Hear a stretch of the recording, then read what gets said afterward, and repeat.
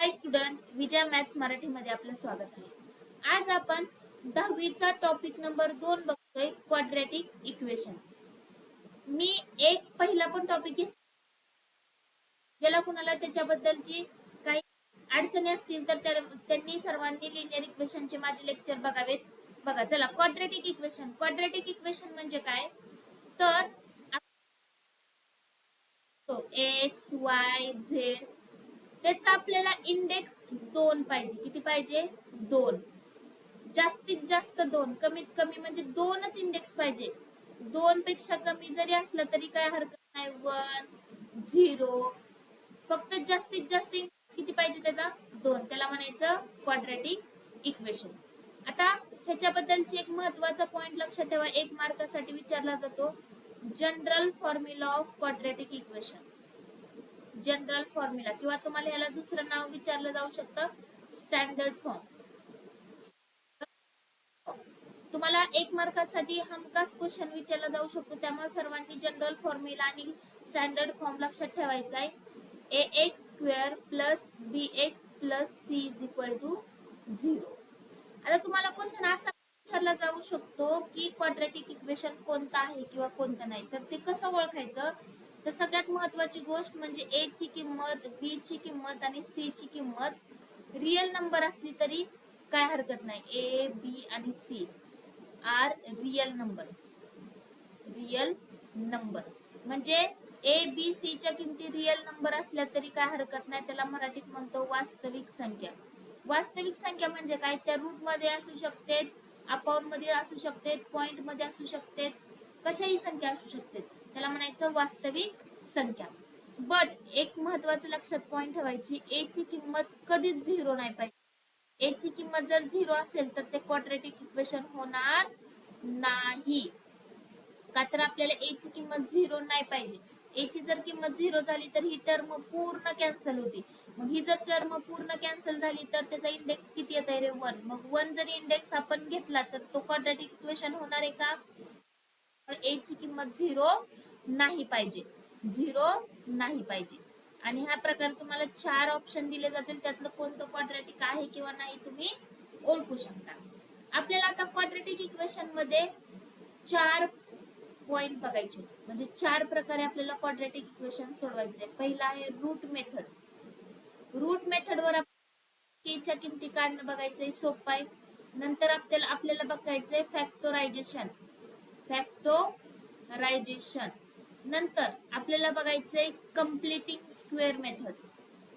Completing square method आणि last बघायचंय formula method. Formula method. ह्या 4 प्रकारात आपल्याला क्वाड्रॅटिक इक्वेशन सॉल्व्ह करायचं आहे. ह्या 4 प्रकारात कोणत्या? पहिला आहे रूट मेथड, दुसरा आहे फॅक्टोरायझेशन, तिसरा आहे कंप्लीटिंग स्क्वेअर आणि चौथा आहे फॉर्म्युला. आज मी रूट आणि फॅक्टोरायझेशन घेणार आहे ह्या लेक्चर मध्ये, आणि कंप्लीटिंग स्क्वेअर आणि फॉर्म्युला मेथडचं पण मी लवकरात लवकर लेक्चर टाकेल. आता सगळ्यात महत्वाचं, आपल्याला रूट मेथड वर क्वेश्चन कसा विचारला जातो? Root method. आता रूट मेथड म्हणजे नेमकं काय? तर आपण जे x च्या 2 किमती काढतो, म्हणजे आपण एखादं क्वाड्रॅटिक इक्वेशन सॉल्व्ह केलं म्हणजे हे क्वाड्रॅटिक इक्वेशन आहे, आणि हे आपण क्वाड्रॅटिक इक्वेशन सॉल्व्ह करून आपल्याला x च्या किमती 2 भेटतात. मग एक एक्झाम्पल, x ची किंमत 1 भेटली आणि 2 ही जी किमती आहेत त्याला म्हणायचं रूट. त्याला काय म्हणायचं? रूट. मग तुम्हाला ह्याच्यावर क्वेश्चन कसा विचारला जातो? तर ह्याच्यावर क्वेश्चन तुम्हाला खूप सोप्या पद्धतीने विचारला जातो, आणि तो हमखास तुम्हाला परीक्षेला 100% विचारते. एक क्वेश्चन दिला जातो आणि त्याला तुम्हाला k ची किंमत काढा म्हणते. बघा क्वेश्चन कसा विचारला जातो. तर तुम्हाला क्वेश्चन असा विचारला जातो, find k if x = 3 is a root of equation kx² - 10x + 3 = 0. आता सर्वात महत्वाची गोष्ट म्हणजे मी तुम्हाला हा क्वेश्चन 100% 2 मार्काला, 100% 2 किंवा 3 मार्काला विचारला जातो. त्यामुळे क्वेश्चनची प्रॅक्टिस ठेवायची म्हणजे ठेवायची. बघा काय म्हटलेलं आहे, फाइंड k. के फाइंड करायचे आणि तुम्हाला एक्स ची किंमत ऑलरेडी 3 दिलेली आहे, म्हणजे x is equal to 3 is a root of given equation, म्हणजे तुम्हाला रूट ची किंमत दिलेली आहे x इज इक्वल टू 3 आणि तुम्हाला ह्यात पुट करून के ची किंमत फाइंड करायची. कशाची किंमत? के ची किंमत. मग सगळ्यात सुरुवातीला आपण काय करायचं, द इक्वेशन इज, म्हणजे इक्वेशन काय दिलेले, equation is kx square minus 10x plus 3 is equal to 0. The root of equation is, the root of equation is x is equal to 3. म्हणजे x ची किंमत किती दिली रे? 3 दिली. किती दिली? 3. मग काय नाही, खूप सोपा क्वेश्चन आहे. काय करायचं, x ची किंमत 3 आहे ना, हे इक्वेशन मध्ये पुट करायची. जिथे जिथे x दिसतंय ना तिथे तिथे 3 पुट करायचं. मग kx square minus 10x plus 3 is equal to 0.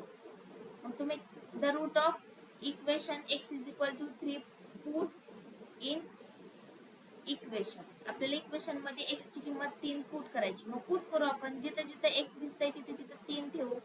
3 चा वर्ग वजा 10 x च्या ठिकाणी 3 प्लस 3 इज इक्वल टू 0. मग आपण काय केलं, x च्या ठिकाणी 3 ठेवलं. आता आपण सॉल्व्ह करू. 3 चा वर्ग 9 वजा 10 30 अधिक 3 बरोबर 0. इथं तुम्ही 9 के लिहिलं तरी काय हरकत नाही. आता प्लस मायनस, मायनस असेल तर आपण काय करतो, वजा बाकी. 30 मधून 3 गेले किती राहिले? 27. पण मोठ्या संख्येचं चिन्ह वजा. इथपर्यंत कोणाला अडचण नसावी.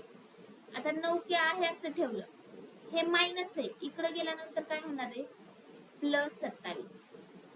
हे 9 गुणाकारात आहे, इकडे आल्यानंतर काय होणार आहे, भागाकारात. 9 एके 9, 9 त्रिक 27. म्हणजे के ची किंमत किती आली रे? 3. किती आली? 3. म्हणजे तुम्हाला रूट मेथडवर ह्या प्रकारे क्वेश्चन विचारते. तुम्हाला रूट ची किंमत दिली जातील, एक इक्वेशन दिलं जाईल आणि तुम्हाला म्हटलं जाईल के ची किंमत काढ. मग तुम्ही त्या इक्वेशन मध्ये रूट ची किंमत पुट करायची आणि के ची किंमत फाइंड करायची. अजून एक आपण हे गणित बघणार आहे रूटचं. फाइंड द व्हॅल्यू ऑफ के. आणखीन एक क्वेश्चन बघणार आहे आपण. चल बघूयात आणखीन एक क्वेश्चन. फाइंड के. पुढचा क्वेश्चन फाइंड के. आता तुम्हाला 2-3 प्रकारे तुम्हाला रूटच्या किमती दिल्या जातील. आता ते कशा प्रकारे, मगाच्या क्वेश्चन मध्ये direct x is equal to 3 दिलं, पण आता नंतरच्या पद्धतीत तुम्हाला x ची किंमत कशी दिली जाते बघा. One of the root of equation 5m square plus 2m plus k is equal to 0 is -7/5. Find the value of k. k म्हणजे तुम्हाला काय म्हटलेलं आहे, क्वेश्चन काय म्हटलेलं आहे, तर तुम्हाला क्वेश्चन असं म्हटलेलं आहे, one of the root of equation 5m square plus 2m plus k is equal to 0 is -7/5. म्हणजे हे जे इक्वेशन दिलेलं आहे ना, ह्या इक्वेशन रूट दिलेलं आहे, किती दिलेलं आहे, -7/5.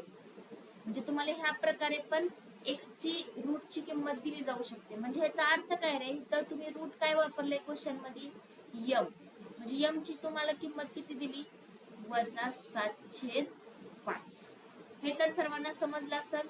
तुम्हाला रूट ची किंमत 2-3 प्रकारे दिले जाऊ शकते. एक डायरेक्ट तुम्हाला मग x इज इक्वल टू 3 दिलं. आता तुम्हाला इक्वेशन दिलंय आणि इज -7/5 दिलंय, असंही देऊ शकते. तुम्हाला समजून घ्यायचं, तिथं तुम्हाला रूट ची किंमत दिलेली. कशाची? रूटची. आता आन्सर कसं काढायचं बघा. द इक्वेशन काय, 5m square plus 2m plus k is equal to 0. The root is किती आहे रे, -7/5. Put in equation. म्हणजे आपल्याला जी किंमत दिलेली आहे रूटची ती आपल्याला कशात ठेवायची, इक्वेशन मध्ये ठेवायची. मग चला इक्वेशन काय, 5m² plus 2m plus k is equal to 0. मग आपण काय करू, त्याच्यामध्ये किंमत ठेवून टाकू m ची किंमत जिथं जिथं m दिसतंय तिथं तिथं -7/5 ठेवून टाकायचं. वर्ग अधिक 2 वजा 7/5 अधिक k बरोबर 0. इथपर्यंत कुणालाही काही अडचण दिसेल काय नाही, फक्त किमती जिथं m दिसतंय ना तिथं फक्त वजा 7/5 ची किंमत ठेवलेली. आता आपल्याला सर्वांना माहिती आहे कोणत्याही मायनस संख्येचा वर्ग हा कधी पण प्लस होतो. त्याचं कारण काय, का तर वजा 7 आपल्याला 2 वेळा लिहायचंय,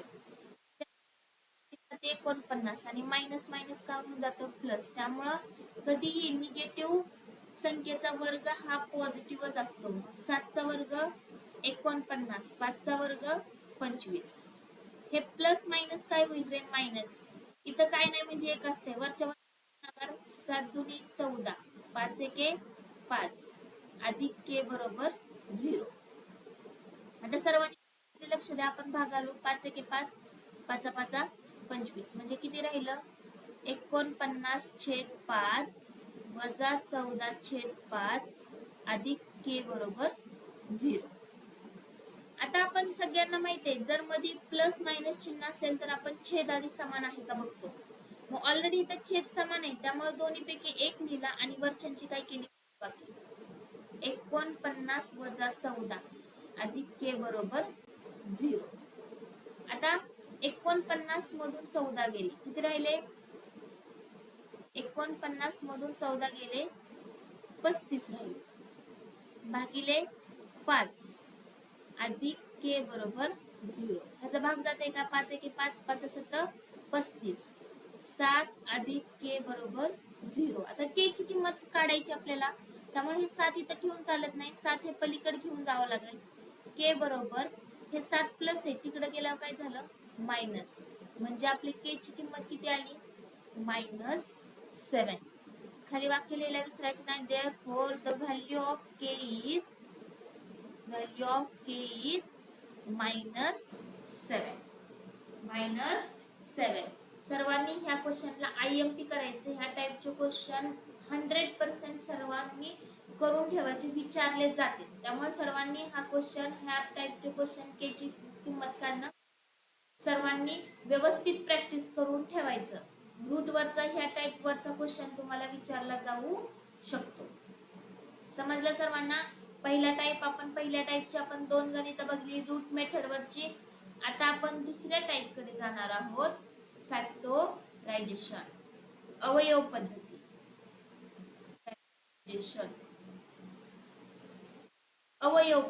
अवयव पाडण्याच्या पद्धती सोपे. ही पण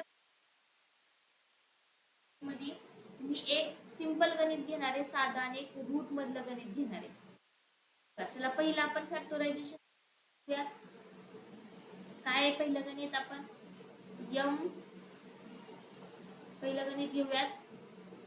m² - 14m + 13 = 0. आता सर्वांनी लक्ष द्यायचं, हे गणित कसं सोडवायचे. एक गोष्ट लक्षात ठेवायची, इथं कोइफिशियंट जर 1 असेल तर ह्या c चे फॅक्टर पाडायचे. कशाचे, c चे फॅक्टर. आणि इथं जर कोइफिशियंट 1 पेक्षा जास्त असेल म्हणजे 2 3 4 असेल, समजा 2 असेल तर ह्या दोघांचा गुणाकार करायचा आणि मग फॅक्टर पाडायचे. पण इथं ऑलरेडी इथं कोइफिशियंट 1 आहे त्यामुळे आपल्याला 13 चे फॅक्टर पाडायचे. कुणाचे, 13 चे. आता सर्वांनी लक्ष द्या, मी काय सांगते ती, ही जी संख्येच्या समोरचे चिन्ह आहे ना, हे चिन्ह ठरवतं की तुम्ही जे अवयव पाडलेत त्यांची बेरीज करायची का वजाबाकी. प्लस असेल तर बेरीज आणि वजाबाकी कधी करायची, ज्यावेळेस तिथं मायनस चिन्ह असेल. कोणतं चिन्ह, मायनस. तर प्लस चिन्ह आहे म्हणजे जे तुम्ही अवयव पाडणार त्या अवयव पाडल्याच्या त्या दोन संख्येची तुम्हाला काय करावं लागेल, बेरीज. काय करावी लागेल, बेरीज. म्हणजे अशी अवयव पाडायची की त्यांची बेरीज इथली मधली संख्या आली पाहिजे, नेहमी मधली संख्या आली पाहिजे. मधली संख्या किती आहे, 14 आहे. मग 13 चे फॅक्टर काय होतील रे, 13 गुणिले 1 13 आला पाहिजे. आणि त्यांची वजाबाकी किती आली पाहिजे रे, त्यांची बेरीज किती आली पाहिजे, सॉरी 14, का तर इथं प्लस आहे त्यामुळे ह्यांची बेरीज करावी लागेल. 13 आणि 1 किती झालं 14. आता इथलं चिन्ह काय ठरवतंय तर मोठ्या संख्येला कोणतं चिन्ह द्यायचं, मोठ्या संख्येला. मग ह्यातली मोठी संख्या कोणती आहे 13. 13ला वजा, पण दोन्ही आपल्याला जर बेरीज करायची असेल तर दोन्हीकडे वजा देऊन टाकायचं. मोठ्या संख्येचं चिन्ह ठरवतंय, पण बेरजेमध्ये जर एका ठिकाणी वजा असेल तर दुसऱ्या ठिकाणी वजा चिन्ह येतं. जर एका ठिकाणी प्लस असेल तर दुसऱ्या ठिकाणी प्लस येतं बेरजेमध्ये. पण वजाबाकीमध्ये जर मोठ्या संख्येला वजा चिन्ह असेल तर लहान संख्येला अधिक द्यावं लागते. कधी वजाबाकी. आता दोन्हीकडे पण वजा वजा चिन्ह दिलं. व्हेरिएबल काय वापरलंय यम आणि यम, ते आपण देऊन टाकले यम आणि यम व्हेरिएबल. आता व्यवस्थित लक्ष द्या काय करते मी. आता आपल्याला फॅक्टर तर भेटले. आता काय करायचं इक्वेशन आपण 1m चा स्क्वेअर वजा 14m अधिक 13 बरोबर 0. आता ही जी फॅक्टर पाडलेत ना ती फॅक्टर ही उचलायचं वजा 14m आणि त्याच्या ठिकाणी ते फॅक्टर ठेवायचे. म्हणजे 14m काढून टाकायचं. m स्क्वेअर वजा 13m वजा 1m अधिक 13 बरोबर 0. आता काही जणांना प्रश्न पडेल की हे मॅडम 1m आधी लिहिलं 13m नंतर लिहिलं तर चालते का? चालते. कोणताही आधी लिहा कोणताही नंतर लिहा, काही फरक पडणार. आता काय करायचं बाळांनो, 2 चे ग्रुप करायचे आणि त्यातून कॉमन काढायचं. काय करायचं कॉमन काढताना एक गोष्ट सगळं फोड करायची. आता m दोनदा आहे त्यामुळे m मी दोनदा लिहिलं. मायनस 13m वजा 1m अधिक 13 बरोबर 0. ज्याची फोड होती त्याची फोड करायची. मध्ये जर मायनस प्लस चिन्ह असेल तर आपण त्याचे काय करतो फॅक्टर पाडतो. मग इथं दोघांच्या मध्ये मायनस चिन्ह आहे, मग ह्यातून आपल्याला कॉमन काहीतरी काढावं लागेल. मग इथं यम आणि इथं यम कॉमन आहे त्यामुळे कॉमन काढलं. इथं काय राहिलं यम, इथलं वजा चिन्ह वजा 13, इथं मायनस जी चिन्ह असेल ना ते हाय असं घ्यायचं. ह्यातून काहीच कॉमन निघत नाही म्हणजे 1 काढायचं. 1 काढायचं 1. मग इथं काय राहिलं यम, ह्या मायनस मुळे ह्या प्लसचं काय झालं मायनस झालं. काय झालं मायनस इज इक्वल टू 0. आता आपलं उत्तर कधी बरोबर आहे म्हणायचं ज्यावेळेस हे दोन कंस सारखे असतील त्यावेळेस आपले गणित बरोबर आहे म्हणायचं. मग दोन्हीपैकी एक कंस लिहायचा आणि कंसाच्या बाहेरचं एका कंसात घ्यायचं. बरोबर 0 आणि हा कंस बरोबर 0. हा कंस वजा 1 बरोबर 0. यम बरोबर ही मायनस आहे तिकडे गेला प्लस झालं आणि ही मायनस आहे इकडे गेला प्लस झालं. म्हणजे यम च्या किमती आपल्याला 2 भेटल्या. किती भेटल्या 13 आणि 1. खाली वाक्य लिहायला विसरायचं नाही. 13 आणि 1 are the root of given quadratic equation. Given quadratic equation म्हणजे दिलेल्या क्वाड्रॅटिक इक्वेशनचं हे उत्तर आहे. वाक्य लिहायला विसरायचं नाही. तुम्हाला वाक्याला अर्धा मार्क फिक्स असतो त्यामुळे सर्वांनी वाक्य लिहायला कुणी विसरायचं नाही. चला आता मी एक गणित घेते रूट मधलं फॅक्टरायझेशन. ह्याच टाइप वरचं रूट मधलं गणित जे सर्वांना अवघड जातं, पण त्यात अवघड असं काही नसतंय. सोडवलं अभ्यास केला तर सर्व सोपं असतंय. बघा आता हे मी खूप सोप्या पद्धतीने सांगणार आहे, सर्वांनी व्यवस्थित लक्षात ठेवायचं. सगळ्यात महत्वाचं हे जनरल फॉर्म मध्ये आणायचं. जनरल फॉर्म म्हणजे ax square plus bx plus c हा जनरल फॉर्म आहे ना, ह्या फॉर्म मध्ये आणायचं. मग हे ऑलरेडी 6 रूट 3x स्क्वेअर आहे असं आहे 7x. हे रूट आहे की नाही म्हणजे एका बाजूला 0 ठेवायचं सगळं एका बाजूला आणायचं. मग हे रूट प्लस आहे इकडे आल्यावर काय झालं मायनस बरोबर 0. आपण हे जनरल फॉर्म मध्ये आणलं. आता मी एक गोष्ट सांगते ती व्यवस्थित लक्षात ठेवा. ज्यावेळेस 3 असेल की नाही मला ह्या 3 बद्दल रूट 3 आणि रूट 3 लिहायचंय. मी लिहू शकते रूट 3 आणि रूट 3 म्हणजे अर्थ न बदलू देता मला बदल करायचा. ह्याचं उत्तर असं का लिहिलं त्याचं मी एक्सप्लेनेशन देते तुम्हाला, का तर मला हे त्या गणितात वापरायचे. म्हणजे मी रूट 3 बद्दल रूट 3 का लिहिते, का तर मी जर ह्यांचा गुणाकार केला 3 गुणिले 3 तर ह्याचं उत्तर किती येतंय 9 आणि 9चा वर्ग म्हणून बाहेर किती येतंय 3. म्हणजे जे आपल्याला पाहिजे ते आलं का आलं. म्हणजे अर्थ न बदलू देता बदल करायचा. म्हणजे रूट 3 आणि रूट 3 मी 3 बद्दल असं लिहिलं तरी माझं अर्थ 3च येते. नंतर कसं येते ते मी तुम्हाला सांगितलेलं आहे. चला आता आपण गणित सोडवायला घेऊयात. आता सगळ्यात महत्वाची गोष्ट आपण काय करतो, इथं जर कोएफिशियंट असेल तर ह्या दोघांचा गुणाकार करतो आणि मग फॅक्टर काढतो. आपल्यापाशी काय आहे 6√3 गुणिले √3. चिन्ह घ्यायची गरज नाही. आता मध्ये जर गुणाकाराचे चिन्ह असेल तर आतल्या आतल्यांचा गुणाकार आणि बाहेरच्यांचा गुणाकार. इथं काय नाही म्हणजे एक असते 6 गुणिले 1 6. रूट मधल्यांचा गुणाकार 3 त्रिक 9. 9 कितीचं वर्गमूळ आहे 3चं. म्हणजे आपलं उत्तर किती आलं 6 त्रिक 18. की त्याची तर मायनस आहे. मायनस म्हणजे काय रे वजाबाकी. वजाबाकी किती आली पाहिजे 7. काय येते 9 गुणिले 2. म्हणजे ह्यांचा गुणाकार 18 येते. 9 दुनी 18 आणि 9 मधून 2 गेले किती राहते 7. मोठ्या संख्येला प्लस चिन्ह दिलं तर लहान संख्येला मायनस द्यावं लागेल का. तर इथं वजाबाकी करतोय आपण. काय करतोय वजाबाकी. म्हणजे आपल्याला ही 2 रूट भेटले. बरोबर आहे.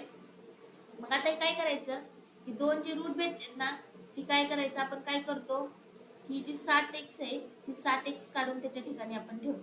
मग 6√3 x चा स्क्वेअर अधिक 9x वजा x 2x वजा √3 बरोबर 0. मग सारखीच पद्धत 2 चे ग्रुप करायचे आणि त्यातून कॉमन काढायचं. आता सगळ्यात महत्वाची गोष्ट बारकाईने इथं लक्ष द्या सर्वांनी. आता मी काय करते बघा 6 ची फोड काय करते 3 गुणिले 2 आणि हे √3 आहे असं. आणि ह्या x ची फोड काय करते 2 अधिक ह्या 9 ची फोड काय करते मी 3 त्रिक 9 x वजा 2x वजा √3 बरोबर 0. आता मी पुढे काय करते ते पण लक्षात ठेवा. ही मी 3 गुणिले 2 गुणिले √3 आहे असं लिहिलं. ही x गुणिले x पण आहे असं लिहिलं. आता मी इथं ह्या 3 बद्दल काय करते माहितीये का रूट मध्ये 2दा लिहिते. काही अडचण नाही. त्याचा अर्थ बदलत नाही काय नाही. मी तुम्हाला आता सांगितलंय 3x पुढचा आहे असं. म्हणजे ही जी 3 आहे की नाही त्या 3 बद्दल मी काय केलं √3 लिहिलं. त्याचा अर्थ बदलत नाही. मी तुम्हाला आता एक्सप्लेनेशन करून दाखवलं. म्हणजे मी अर्थ न बदलू देता बदल करते. आता आपण काय करू असं ग्रुप करू ह्यातून आणि ह्यातून कॉमन काढायचं. तुम्ही म्हणाल एवढं मोठं कसं काय. ही जी लहान आहे की नाही ह्या लहानच आपण अवयव पाडून मोठं केले. आता इथं मध्ये प्लस चिन्ह आहे म्हणजे प्लस चिन्हाच्या इकडचं आणि इकडचं कॉमन काढायचं. म्हणजे सेम सेम. इथं 3 आहे इथं 3 आहे कॉमन काढलं. इथं √3 आहे इथं √3 आहे कॉमन काढलं. इथं 1x आहे इथं 1x आहे कॉमन काढलं. आता इथं काय राहिलं रे 2 आणि इथलं x फक्त 2x राहिलं. हे प्लस इकडं फक्त काय राहिलं रे √3 राहिलं. काय राहिलं √3. आता इथं मायनस आहे असं चिन्ह. ह्याच्यातून काहीच कॉमन निघत नाही म्हणजे 1 काढायचं. काय काढायचं x. ही 2x आहे असं. ह्या मायनस मुळे ह्या मायनसचं काय झालं प्लस √3 बरोबर 0. आता बघा कंस दोन्ही सारखे आलेत ना आणि प्लस 100% उत्तर बरोबर आहे म्हणायचं. म्हणजे दोन्ही कंस काय करायचं दोन्ही पैकी एक लिहायचं आणि कंसाच्या बाहेरचं एका कंसात. कंसाच्या बाहेर काय 3√3x वजा 1 बरोबर 0. मग हा कंस बरोबर 0 2x अधिक √3 बरोबर 0 आणि हा कंस बरोबर 0 वजा 1 बरोबर 0. म्हणजे दोन्ही कंस बरोबर आपण 0 केलं. मग 2x हे प्लस आहे तिकडे गेल्यावर काय झालं रूट मायनस झालं. हे 2 गुणाकार आहेत तिकडे गेल्यावर काय झालं भागाकार. x ची किंमत काय आली वजा √3 वजा √3/2. आता इथं बघा x हे -1 आहे तिकडे गेल्यावर प्लस 1. हे गुणाकारात आहे 3√3 तिकडे गेल्यावर काय होणार आहे भागाकारात. म्हणजे आपल्याला दुसऱ्या x ची किंमत काय आली 1/3√3. खाली वाक्य लिहायला विसरायचं नाही. काय वाक्य लिहायचं वजा √3/2 and 1/3√3 are the solution of given quadratic equation. Are the solution of given quadratic equation. given quadratic equation. चला सर्वांना समजला असेल. मी रूट मेथड आणि फॅक्टरायझेशन घेतलेली आहे 2 मेथड. त्याच्यावरची मी 2 गणित पण एक्सप्लेन करून सांगितलेले आहे. सर्वांनी आणखीन एकदा व्यवस्थित बघायचं कोणता पाठ समजला नसेल तर. आणि माझ्या चॅनलला सबस्क्राईब करायला विसरायचं नाही. आपल्या भरपूर मित्रमैत्रिणींना शेअर करा जेणेकरून सगळ्यांना ह्याचा फायदा होईल.